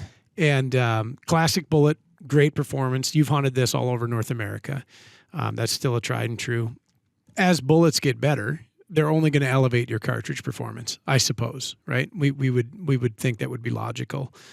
These newer style bullets, are you seeing folks go towards those more? Are you standardizing more to the polymer tips, to the higher BC stuff, as opposed to, say, partitions or soft points? Is everything you're doing now kind of this higher speed? Well, yes, and I'll tell you why. In the 80s and 90s, as you talked about, what we started with, the best high-performance bullet we had at the time was the Nosler partition. That's the classic. Front end would roll off, back end would go through the animal, out the other side, and that was the classic. Now, even with Biden being replaced by Trump as president, the future is still unleaded. More and more states, more and more national parks, government parks, wilderness areas are slowly going to move to unleaded bullets. So my tried and true favorite 168 grain Sierra load is not forever. So the future is unleaded. And that's why I'm putting all the time and effort now into these unleaded laser heads. And as we talked earlier, testing different barrel configurations, 5 groove, 6 groove, sharp lands, rounded off lands.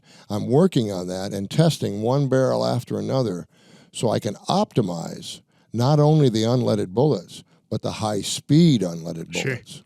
And that is the marriage that's required a lot of times with those projectiles to make them what they can be, realize their maximum potential. It is not as easy as a cup and core, and that's the truth of it. As somebody who shoots predominantly non-lead projectiles, sometimes you got to lean on them a little bit, and I think you figured out the recipe for success with that.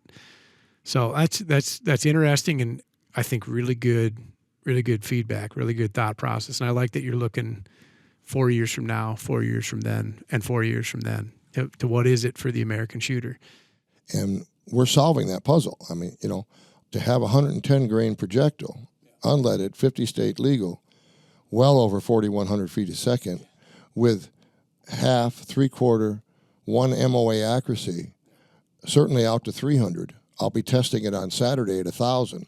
We're just getting ready to release the mass production of the 110 hypersonic load. We're looking at possible MOA accuracy at 1,000 yards. That hasn't been done before. I'm excited. It's pretty incredible stuff.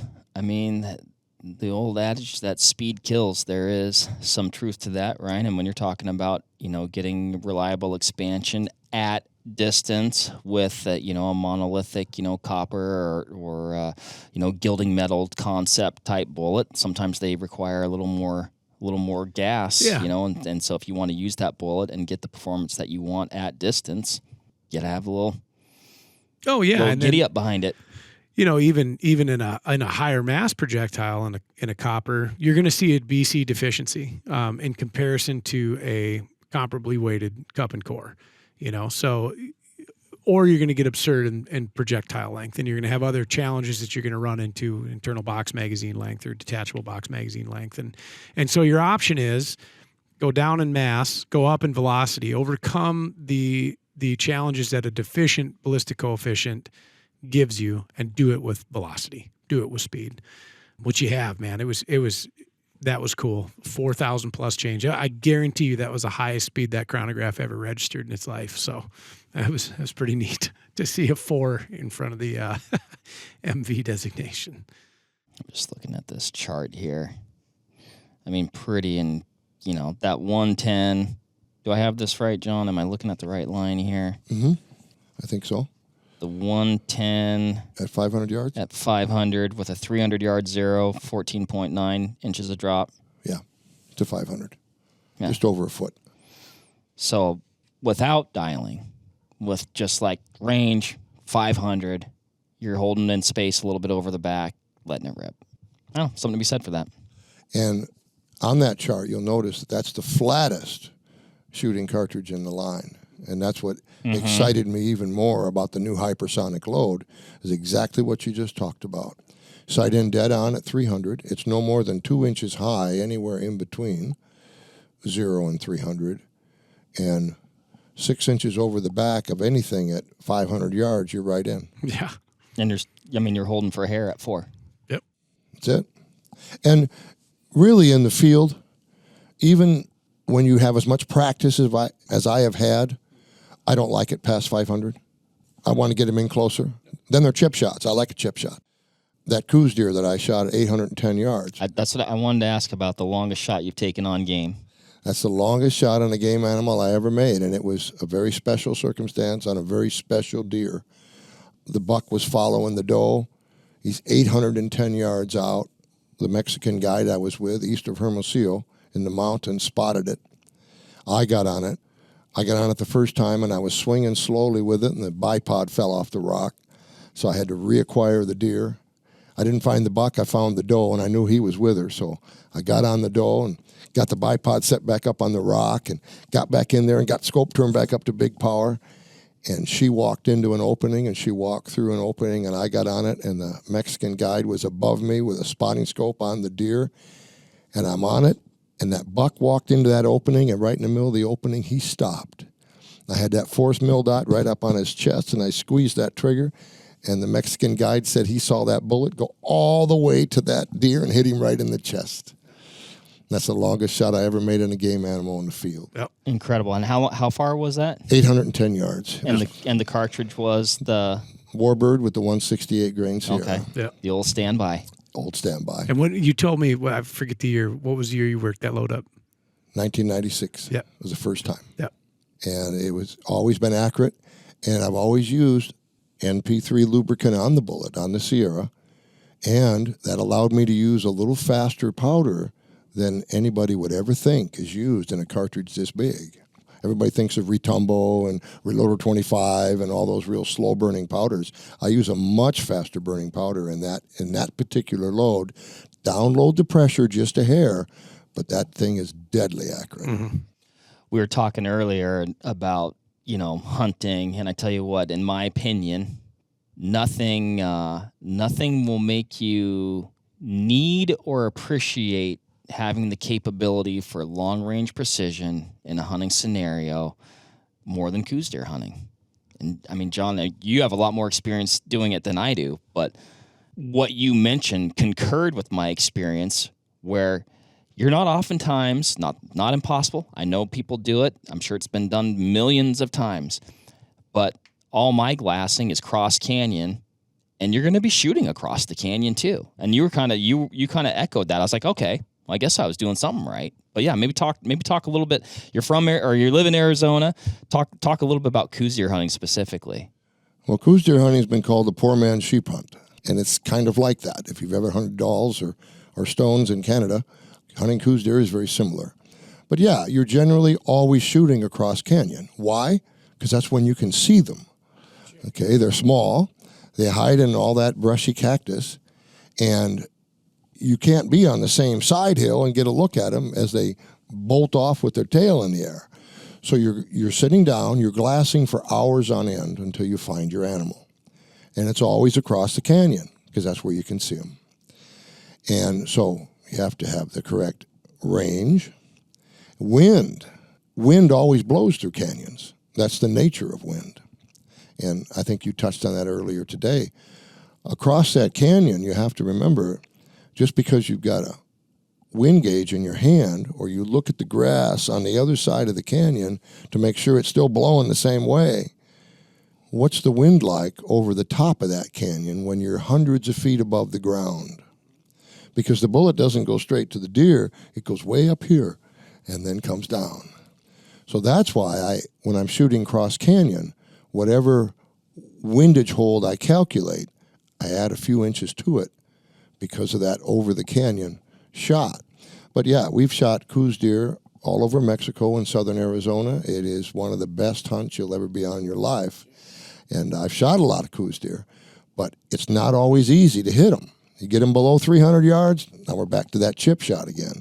But 500, 600, 700 yards out there, that's a different animal. They are itty bitty, but they're proportional. Yeah. So the two that I've shot, we hunt whitetails a lot here back in Wisconsin. I mean, and you can tell they're a more petite animal, but they're so proportional. Like a nice looking coos deer just looks like a nice white-tailed deer until you're standing over it and you're like, well, I guess I'll just put it in my pocket and we'll go home. It's their size and their just petite nature is just, they are one of the coolest animals I've ever seen, pursued. I don't think that they get the credit that they deserve from folks. I think people are like, well, gosh, it's just a small white-tailed buck. The hunt is entirely different. The animal is different. How you pursue it is different. The glassing techniques are different than a lot of stuff. Or they're definitely more like you said, sheep hunting, desert sheep. Desert mule deer, I'd say, would probably have a lot of parallels. When you're talking glassing, perhaps they're more in the flatter areas. But yeah, they're more in the flats, right? Yeah. So those coos deer are up in the mountains, which I think that's really cool. I should probably quit talking about it because it'll probably just make it harder for me to draw a tag in the future. But so I'm shooting myself in the foot here. But yeah, I mean, you need tools like this, or good optics, good binos, a good set of 15s, a tripod, maybe a tripod to shoot off of, depending on the scenario, can all be just incredibly handy. All those things. Before we close it out, John, did we miss anything?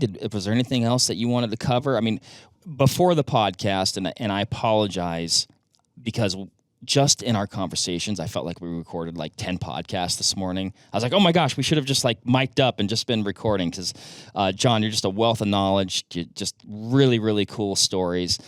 And but is there anything that we missed or stuff we talked about this morning that I'm forgetting right now that we covered that we might want to cover today? I don't think so. I think we've hit pretty much the whole package. You've talked about the cartridges, the design, how they were developed, the speed, the performance, the bullets that are in them, why they're there, the rifles, how we build them, the receivers, the whole package. I mean, that's what it is. Good. I got to know, just because I'm a gun guy, aside from your own designs, do you have a favorite gun, favorite model, favorite cartridge? Model 2012 or 2024 and the thumb hole. Okay. The only reason I built this conventional is because it's got a little more recoil. But the thumb hole is my go-to rifle in the Warbird caliber, and now more than ever, when I can shoot 110 grain laser head all the way to a 212 grain VLD, my 168 favorite load still fits in there for where I can shoot leaded bullets, and that's my favorite. My favorite stock's the thumb hole, and my favorite cartridge is the Warbird. Outside of Lazzeroni, do you have a favorite brand of gun, favorite model? It's been so long since I bought one. No kidding. And this is why I asked, because you're a man of conviction. Why would he? And intent. It's funny you asked that. I guess I haven't bought any other brand of rifle since I started Lazzeroni Arms Company. I just haven't. Yeah. That's funny you asked that. Do you hunt anything other than big game with rifles? You're in quail country. We shoot quail. I hunt big game with my crossbow. Okay. Now that I got a crossbow permit, because they operated on my shoulder, so I go from conventional to crossbow. So we hunt elk. I think I might know why you suffered some shoulder injuries along the way, John. But I think we may have pinpointed the problem. But no, I mean, I've been a hunter all my life since I shot that first pheasant I told you about when I was 9 years old here in southern Wisconsin. I've just been a hunter all my life, and I enjoy it, and I still enjoy it. There's nothing like being out there in places like western Alaska I told you about, by the Bering Sea, and up in Canada and the Spotsylvania wilderness chasing those goats, and Wyoming chasing antelope, and New Mexico and Arizona chasing coos deer. I mean, how can you have a better life than that? You still ride your motorcycle? Still ride my motorcycles. Yeah, I love it. That is the truth. He speaks the truth. Okay, I'm down to my final question. We've talked a lot about speed and velocity today. And I'm not saying you recommend this, but you don't find all the things that you've found out over time, discovered, developed, without some trial and error. What is the fastest you've pushed a bullet? About 4,980 feet a second. That's moving. And it was my scramjet neck down to 243 with a 50 grain ballistic tip, pushing it just over 100,000 PSI until the bolt face and the primers were ugly. Yeah. And I stopped. And how did that make you feel? I was irritated because I stopped before I hit 5,000. Sure. It's been some time, though. I mean, things have gotten better. Maybe we get there. Powder technology's never been... Well, we could do it in the Warbird if we went down light enough in the bullet, but then it becomes ballistically unbalanced. You know, I told you about that gun that I used to get near 5,000 feet a second, and when I slowed it down to 4,500 with the same bullet, after the barrel got hot, the bullets never hit the target anymore. Sure. Yeah, it's turned to vapor. They turned to vapor. Our bullet technology has changed a lot since then. So, yeah, we could probably get close to that again, but still, we were 500 foot per second over standard pressure. So my advice to everybody is don't go there because you won't get to 5,000 feet a second. And that's in print on your website, too. Yeah. Which is what I love. You make... If Enzo Ferrari could build a faster car, it would be called a Lazzeroni. And despite it having a giant case and burning a lot of powder, you're still modest about things. You make the statement today that 500 yards is a long ways. And for a guy touting the fastest, flattest shooting cartridges in existence, you're still a realist about how game, in my opinion, should be hunted and will likely be hunted. You're using tools to make that as easy a 500-yard transition for the shooter as possible. And then, you know, when you despite having the highest horsepower, highest torque, and highest quarter-mile drag speed of anybody else, you're still preaching, I think, the right thing with respect to load development, practice, and safety in firearms. And the tagline that you have on there about what you can do and what you should do they're very important. I was asking a can-do question just now. With that, you dropped a term earlier, and I forget what it was, and I made a mental note to remember it, which is sometimes the kiss of death. But you said when you approach, Ryan, you remembered it, and you said you weren't going to forget it. He's talking about reaching velocity before you get to a certain point. I'm flubbing this. Well, it was essentially before you meet your maker. That was the... Sure.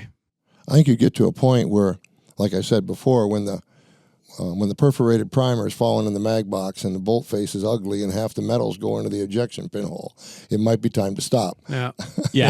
Yeah. Know your limits. They will show up if you don't. So, yeah, no, that's all good. But when you speak of ethics and hunting in the field, that's a very important subject, and it's one that we've talked about in magazine articles since I started Lazzeroni Arms Company, okay? How far is too far was one of the articles we had in there. And the North American big game model that our long past President Theodore Roosevelt began is the most successful game management model in the world. If you travel to China or Russia or South America or different places, very few countries value and protect their game animals as well as we do here in North America. And there is an ethical standard to meet. We have to pass that on to our children. You know, there are game laws and there are bag limits and there are tags that are hard to draw for, and all that is for a reason. So we manage those animals so that our children can enjoy the same sports that we did. So the reason for liking a chip shot is to make sure that you kill that animal on the first shot. It doesn't get wounded, run off into the woods, and then you shoot another one later. When you go to bag that animal, you need to make it as clean and ethical of a shot as possible, and do it on the first one. Yep, 100%. And, also, just because the equipment is capable of it doesn't necessarily mean you are. And everybody has a different capability in regard to, how well they shoot a rifle. Sure. Maybe how well they shoot a rifle under duress, in a high-stress scenario, when a lot of excitement or whatever, what have you. All these things are moving variables that come into play when you make the decision to press that trigger. Well said. Is that it? I think so. I think we've done it. Outside of that, you got some impressive equipment here, John. Absolutely. Thank you. So, man, can't thank you enough for making the time to come out here and visit us, show us these guns, let us shoot them with you, chat with us about Lazzeroni arms and the history and the development of these products. It's just all really cool stuff. Truly a pioneer and an innovator in the space. Done some incredible work that I know probably a lot of people have benefited from in the space. So, gosh, thank you so much for all you've done. And man, I opened up with it today when I said we have our new friend John Lazzeroni, and I mean it. And it's just been an absolute pleasure. So, thank you so much. Thank you for inviting me. Yes, sir. All right, there you have it, everybody. If you have a need for speed, check out the Lazzeroni cartridges, the Lazzeroni rifles. Incredibly impressive. A little bit hard to comprehend until you get behind one, but I suggest you do. Until next time, happy hunting, shooting. We'll catch you on the next one. See you. Bye. There you have it, folks. Thank you very much for listening. As usual, give this video a like if you liked it, comment something below, and give us a subscribe to the Vortex Nation podcast channel. It would mean a lot to us. Also, why don't you give us a follow over on Instagram while you're at it, at Vortex Nation Podcast. We'd love to hear from you over there, and we'll keep you updated with all kinds of cool photos and videos from our adventures that we do here. Otherwise, we will see you on the next one. Thank you again. Happy hunting and shooting, everybody. Have a good one.